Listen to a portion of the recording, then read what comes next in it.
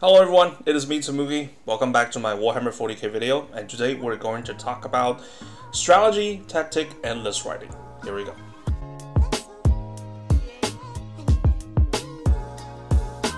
So if this is the first time you're on my channel, welcome. Welcome to my Warhammer 40k den.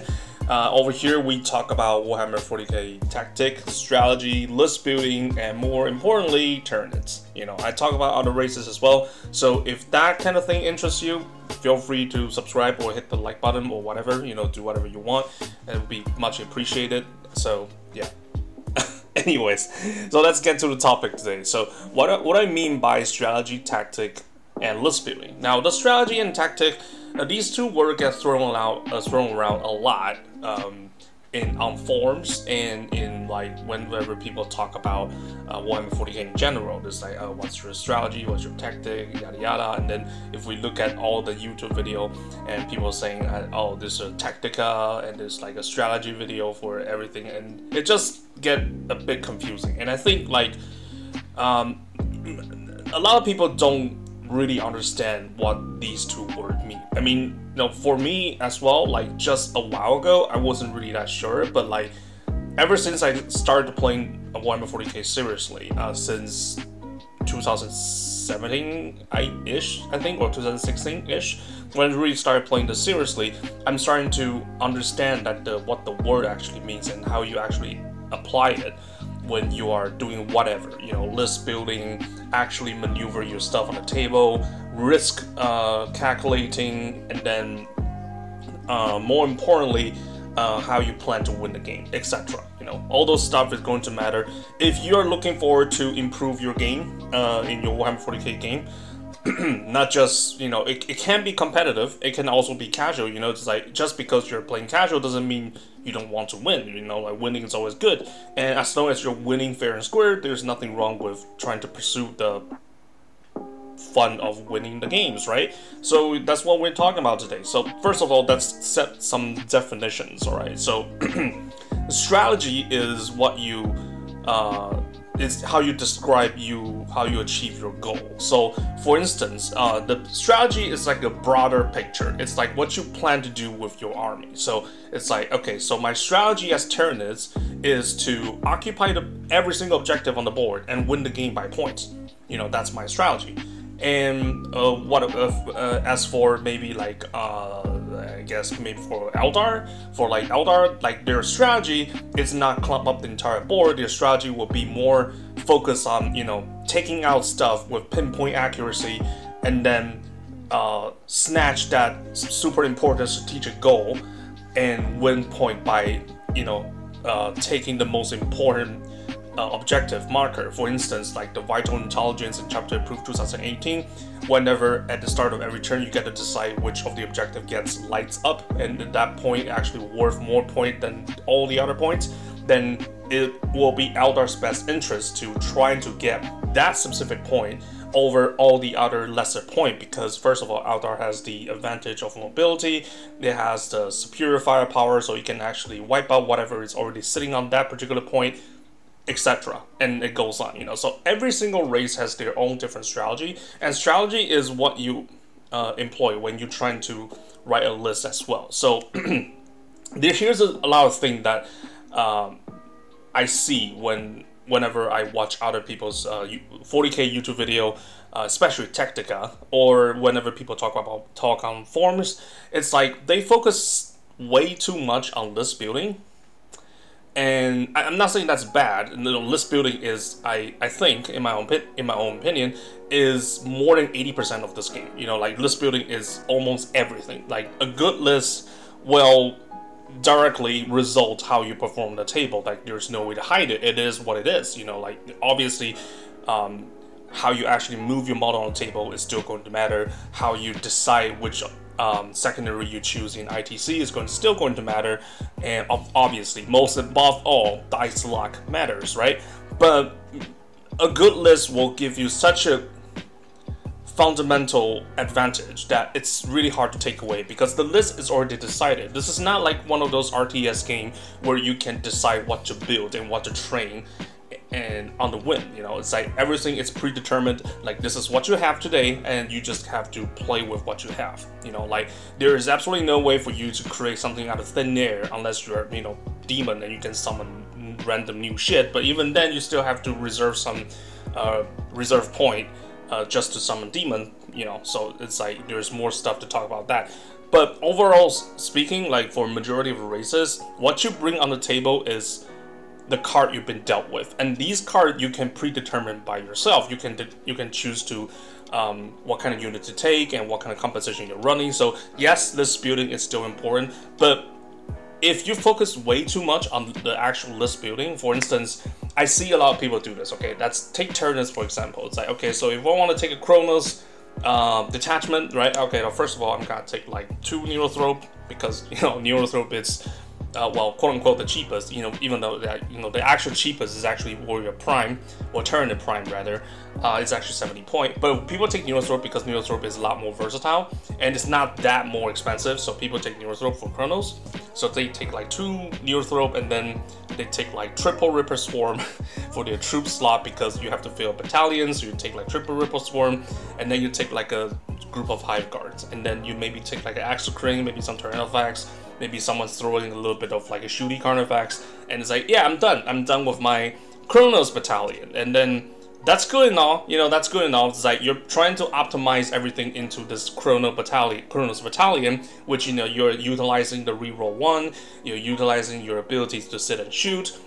Great, this is fantastic, but what you're not seeing is that you're basically creating something just to just so they can fit together. But like, okay, so you have this Chronos battalion, like, so what's your plan?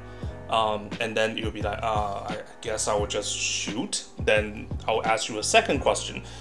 What do you expect to achieve by sitting and shooting as Tyranids? Like, how do you plan to win the game? Are you planning to win the game by outshoot your opponent? Or are you planning to win the game by sitting in your base and somehow win with just taking whatever is already in your base, like your base objective? Is that how you plan to win the game? Then people just get thrown off guard. It's like, I don't know, because that's what everyone do. Everyone take like Chronos battalion, everyone take Hive Guards. I'm just following what everyone's doing. And that itself, it's not bad, you know, like following the major trend, like the meta, that's not a bad thing at all. It's just, especially for beginners, like following the trend, following the meta is a very fast way to get yourself into the situation and then start to learn. If you are actually a quick learner, by copying what others are doing, you can actually experience yourself. Like, why are people taking all these units and why are people building armies in a certain way? And then you can eventually learn. You know, you will understand. It's like, okay, because Hive Guard does not need line of sight, and Chronos unit are preferred to not move at all. They prefer to sit and shoot, so that's why people are using Chronos and Hive Guard. You know, all those kind of like little gimmicks thing. It would just eventually dawn on you. You know, eventually you understand all of it. But I think a lot of people just stops right there. They just don't go any further. They're just like, oh yeah, okay, so you want to turn the list? Okay, so here you go. I will give you like a Kraken battalion, I'll give you like a Chronos battalion, and you like snap them together, stitch them together like a fucking abomination, and then you expect to win tournament with that list, which is fucking ridiculous, right? Like, that's just not going to happen, you know? Like, yes, you might actually win, because majority of the people, and I'm talking about like normal plebs, like me included, right? Normal plebs, we just stitch everything together. You know, we take all the best unit, cherry picking from the codex, or even ally if you run ally. You know, just cherry picking everything. It's like, oh, I got anti-tank, I got anti-infantry, I got anti-monstrous creature, I got anti-psyker, I got anti-everything, and I will win. And then when they actually get on table and they're fighting the opponent who actually does the same thing, then it's all about the dice luck who lets the one side win. And then if you win, okay, if you lose, then you just start complaining about, oh my god, this army sucks. I take all the best unit that I read online. You know, like, this race is bullshit, and you know, I'm gonna quit Warhammer 40k. You know, that's what I'm gonna do, and that's just losing. You know, but I think the worst fate is not losing. The worst fate is actually winning, because the dice luck is on your side. Let's say you're trying to stitch everything together, and then you make like a crappy abomination of a list, but you got lucky and then you won the game with that list, then you're gonna have this false sense of accomplishment, or I should say the false sense of understanding of the game. It's like, oh my god, I'm like a pro Warhammer 40k gamer now because I know how to put stuff in the right spot, you know, just like those baby toys where you put like square into a square hole and you put like circle into square hole. It's, come on, you know, like people actually think about they actually understand the game by just putting where the stuff's supposed to be, you know. That's tactic, that's common sense, you know, like you're supposed to do that. You're supposed to put Gene Stealers in Kraken Battalion, you're supposed to put Hive Guards in Kronos Battalion, or maybe Euramagon Battalion, or maybe even sometimes Kraken Battalion too. And it's like when people are so focused and tunnel vision on putting stuff in the right place, they lose focus of how they actually win the game, you know. So let's get back to this whole strategy thing. Okay, let's talk about strategy. The whole strategy thing is, how do you plan to achieve your goal, and how do you utilize the absolute advantage of your particular race? For instance, let's talk about Tyranids again. What's the advantage of Tyranids? Okay, we have numbers, we are generally fast moving, we move pretty fast compared to other races. We are usually fearless because we have synapse, so we can field a tons of model without worrying about morale, and so on. You know, those are our advantage. Now the question is, how do I use this advantage to work for me, and then use that advantage to win games instead of going for something that's clearly not our advantage? For instance, you know, this whole Kronos shooting thing. Like, okay, so we have Hive Guards, we have Exocrine, you know, both are excellent shooting unit. I'm not gonna talk about turn effects because turn effect is, like I said again and again in my previous videos, some people got lucky with it, some people don't, and that's exactly what I talked about earlier. When you got lucky and you think you understand Warhammer 40k, you're God, right? You're fucking Tyranid God for being lucky with turn effects. But as a matter of fact, what you're not seeing is, yes, sure, it may win you some games, like Hive Guards and Exocrine, they are both excellent shooting unit, but you're not really doing anything that helps you to extend, or I should say capitalize the advantage of Tyranids. You know, the whole point of Tyranids is we're fearless, we have shit tons of model, we have like shit tons of model counts, and we're fast, we're really fast moving. And majority of our shooting weapon are assault, so we can move and shoot, or even advance and shoot effectively. Well, right, effectively, right? So we don't actually have to lock ourselves in. We don't have to sit in one spot and then outshoot our opponent. If you want to sit in one spot and outshoot your opponent, maybe Tyranid is not the race you want. Maybe you can go with something like Imperial Guard or even Tau. But then, you know, even then again, Tau is not exactly sitting and shooting anyway, but I'm just saying, like, in the general sense of things, like, if you really want that kind of play style, maybe you can just play Imperial Guard, you know, like, you can go right there. You don't have to stay here in Tyranids because you're not capitalizing on our own advantage. So now you might ask, okay, so, well, you're talking about shooting is not our advantage, then what's our advantage? And like I said, like, you know, 2 minutes ago, our advantage is to use fearless infantry model to camp the objective and supposedly flood the opponent with them and trap them in endless melee combat by consistently pile in and consolidating and deny their shooting, all the while having Ripper Swarm Termagants to in the backfield to capture whatever objective, because the map is now yours, right? That's how you should capitalize on as Tyranids, right? But there's many ways to achieve this goal. Like, it doesn't really have to be like Kraken with like Gene Stealers and Hormigons, where you just like flood your opponent with all these stuff and then try to trap them in the endless melee combat. That's one way to do it, you know. There's another way to capitalize it, which is the swarm tactic, which you basically deploy a shit tons of Termagants, right? Because Termagon is the cheapest available model we have, in terms of swarm, obviously. It's the cheapest model we have. And then you put them in like a Leviathan detachment with a bunch of synapse like warriors, Neurothrope or even more Hive Tyrants, etc. Right? You basically put them in consistently in like a six up pain bubble, so they are near. Not only they are fearless, they also have pain, and they have number, and there's like absolutely no way your opponent can take out that many models in the entire duration of the game, and then you just win the game by throwing your body on top of the objectives and then just sit there, right? And then just sit there and wait for the game to be over, and then you can win by points. Like that's the bigger picture of the strategy. Now, once you have the strategy, what you need to think next is how do you actually execute it, and that part is what we call tactic. All right, tactic is what you do. Like, it's the smaller thing. It's a little bit more specific. All right, the strategy is the bigger picture, and tactic is the more specific details and how you actually run your operation. All right. So, for instance, let's say I want to pile in and consolidate with my Hormagaunts, and then trap my opponent in his base forever, and then capture the map with whatever I have left on the field. All right. So now that's my big picture. That's what I want to do. All right. So how do I get there? How do I freaking do it? Right. Okay. So first of all, how do you send your Hormagaunts forward? Like, do I just run them up there?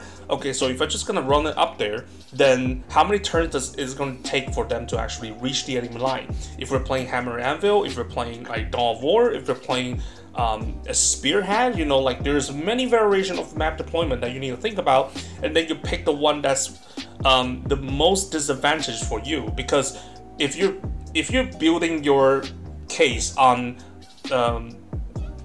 the factor that's most benefit that benefit you the most, then it will be wildly inaccurate. Because if you got unlucky and then you draw like the bad deployment map, then your plan simply just dies, right? So whenever you're trying to come up with like a new plan, you always have to pick like the worst case scenario. Always use worst case scenario as like a drawing board for your plan, because if the thing can work in the worst case scenario, it will work in all cases. Like if it can even work in like such a bad condition, then the chance of it to work in average condition or even good condition will be drastically improved, right? I'm not sure what's the better word for it, but you know what I'm saying. It's like so for instance, let's say we're building this based on Hammer Anvil, right? Hammer Anvil is a deployment that both players using the shorter side of the table. So supposedly that a shooting based army would deploy all your shit all the way back, all right? And then it will be like such a long distance between you and his unit in his base, compared to like say Dawn of War. Dawn of War is much shorter. It's only 24 inches, and then it's much easier for you to reach the line. That's the advantage map. But we have to pick Hammer and Anvil because it will work against us, and if our plan work in Hammer and Anvil, then it will certainly work in Dawn of War setting, right? So here we go. So how do I get Hormagaunts from point A to point B? Now, first of all, I got a couple options here. I can run them upward, okay, so if I want to run them, if my whole plan is to run them as fast as possible, then I need to consider to give them adrenal glands, because why the heck am I not doing it? I have to give them adrenal glands because my plan is based on them trapping the opponent in endless melee combat, so the investment on adrenal glands is worth it. So every time when people ask, like, okay, so what war gear should I take, and like how do I equip certain models, etc., especially like Carnifex, Hive Tyrants, do I give like adrenal glands or whatever? Like, a lot of people have these questions because they don't have any idea what they're doing. And I don't mean to knock on them, I'm just saying that it's because they don't have a strategy behind what they're doing. They're just writing lists, they're just putting whatever model they have available, and then they're trying to come up with something that works. And they're just filling the blank. Like the baby toy I just mentioned earlier, they're just trying to put the thing in the baby's toy and then expect something good to happen, which is how majority of people play. Like, unfortunately, that's the case here. That's why I'm making this video, because I want to tell people, it's like, whatever you do, you need to have a plan behind it. So back to the Hormagaunts, right? So if I want to run a Hormagaun as fast as possible, then adrenal gland is the definite mandatory, because extra 1 inches for 1 point per model is not so expensive if it helps me to achieve my goal. then if I cannot get there within a single turn, you know, like let's say maybe if I want to deploy Swarmlord, you know, Swarmlord can kick my Hormagaunts with Hive Commander ability, then my Hormagaunts can move one extra time, and then combine it with opportunity to take advantage, it can move like roughly 40 inches, you know, roughly 40 inches, a single turn, right? And will that be enough? And if it's enough, then cool, I'll use the Swarmlord. I'll use the Swarmlord solution. Or maybe if Swarmlord is not an option for me, maybe I don't have the model, or my meta is dominated by anti-tank firepower, having Swarmlord basically means death in the very first turn, and my plan will crumble as soon as I lose my Swarmlord. Is there any alternative? Well, first of all, you can think about maybe if I take Melanthrope or Venomthrope, you know, if I can't get there as fast as possible, then I should at least retain as many models as possible before I reach the line. You know, that's the alternative way of thinking. So instead of thinking about getting there as fast as possible, because like, you know, let's say if you're fighting against like a Knight player tomorrow, you're fighting against a Pure Guard player with like triple tank commander with like Pask, which they will certainly pound on your Swarmlord the very first turn, right? And then you cannot afford to lose your Swarmlord whatsoever, because if you lose your Swarmlord, then your Hormagaunts can't get there in the very first turn or the second turn, you know, then your entire plan just dies. And you don't want that to happen. You always want to have like a backup plan. It's like, okay, so if my Swarmlord dies, right, then at least my Hormagaunts can get to the line with as many models as possible. So how do I do that? Okay, so then I need to think about maybe I should deploy some Venomthrope. You know, Venomthrope, Melanthrope, these two provide -1 to hit aura for the Hormagaunts. So Hormagaunts doesn't die as much, right? You know, they can escort the Hormagaunts, or they can provide an aura for the very first turn in case if I don't get turn 1. Let's say if I go second, and the opponent has tons of like long-range anti-infantry weapons such as mortars, wyvern, you know, all this kind of like anti-GQ weapons, right? They can shoot at you in turn 1, and then if you have -1 to hit aura covering the Hormagaunts, then you don't have to worry about it, because you have -1 to hit as a defensive mechanism. And then you can use the stratagem, the universal stratagem of giving all units, excluding Titanic and aircraft, +1 to their cover save. So now your Hormagaunts is not only -1 to hit, but also 5+ armor save. So that, you know, like, or even you can put them inside the actual cover, so they don't actually have to spend your CP in order to get that cover save. You can do that too.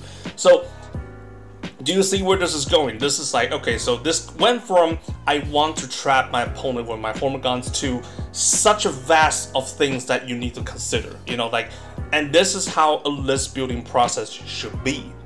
You know, it's not like, okay, I'm just gonna fill in the blanks. You know, filling the blanks is fun. You know, I like filling the blanks too, because filling the blanks give you like this false sense of accomplishment. Like everything is in one place, and everything looks so neat and tidy. And then, you know, not only is neat and tidy, it's also symmetrical. You know, I have like 20 Hormagaunts here, I have 20 Hormagaunts there, not like, you know, those weird like 19 and 17 weird numbers, and the list looks so pretty. You know, like, you're not trying to build the prettiest list, you're building like a list that you can win with, right? You're not trying to build like a pretty list. So when you're doing all these calculations, when you're trying to consider like what you want to do, you see the thought process I just did right there. Like, just, you know, like, you have to consider, like, okay, so if I want to escort this, well, not exactly escorting, you know, like, I want to make something happen, there's so much to consider. Then it's in cases like this, you will consider to use some unit that's not seen on the table quite as often. For instance, let's go back to the Hormagaunt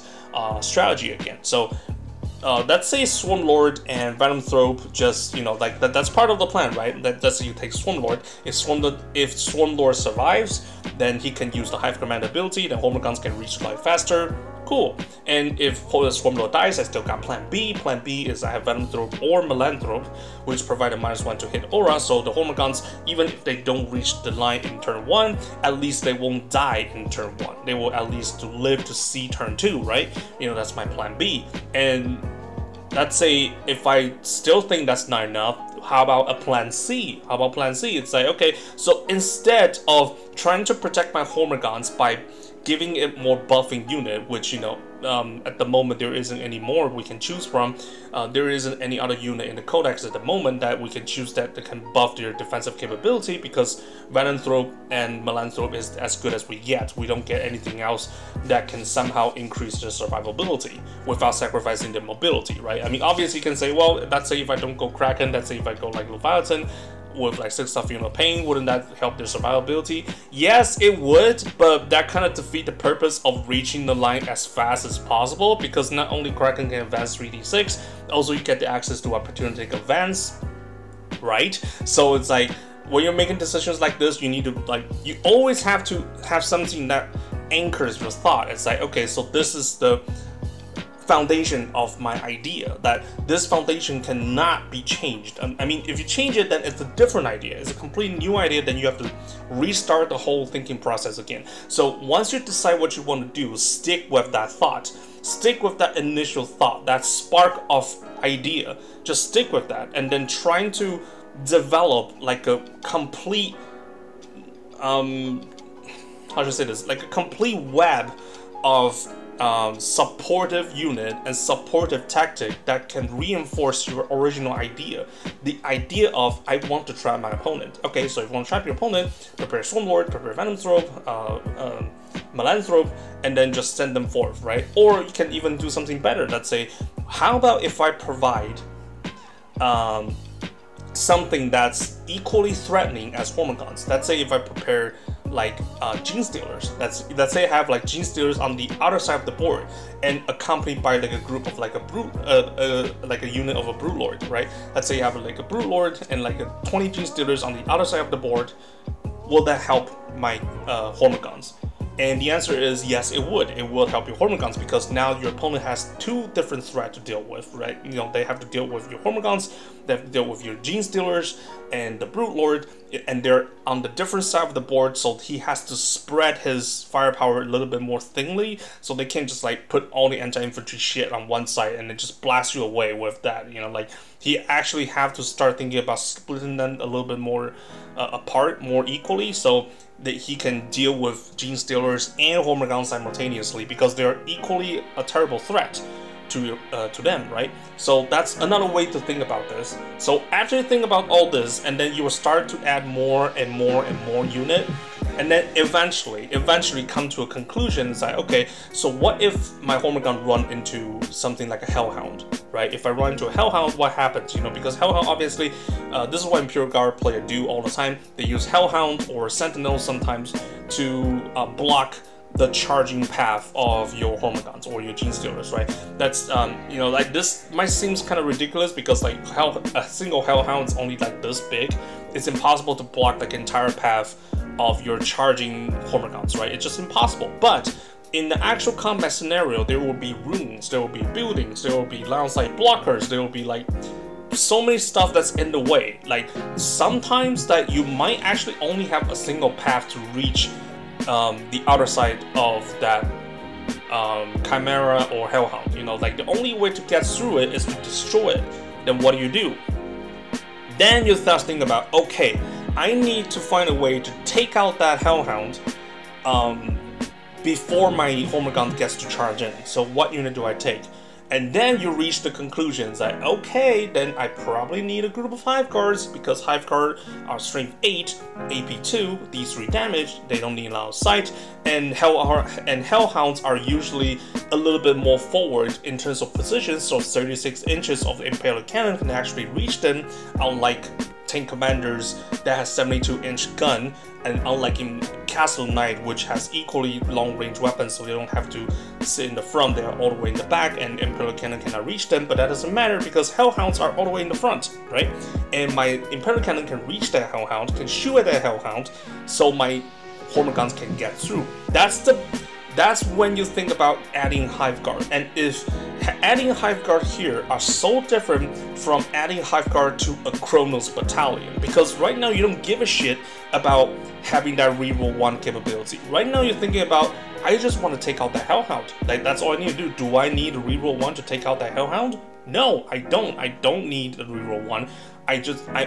All I need to do is add another group of Hive Guards that, you know, they can share the same synapse with all the Kraken preference, you know, so I don't have to create another brand new battalion, which, you know, again, Tyranid synapse does not share with different hive fleets. So if you want to take a group of hive guard, then you need to prepare another Neothrope, and, you know, so on. There's like so many different costs that's been spent on just taking a single group of hive guard. Like the cost of taking the thing and like the return of investment on actually destroying a single hellhound, it just doesn't match. So instead of taking like a whole brand new battalion of something just to fit a single hive guard, what you need to do is just put them in Kraken battalion and then just live with the fact that you don't really need that reroll 1.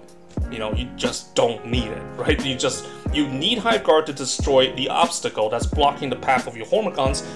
You don't need to always maximize your firepower, and this is the common mistake people are making all the time.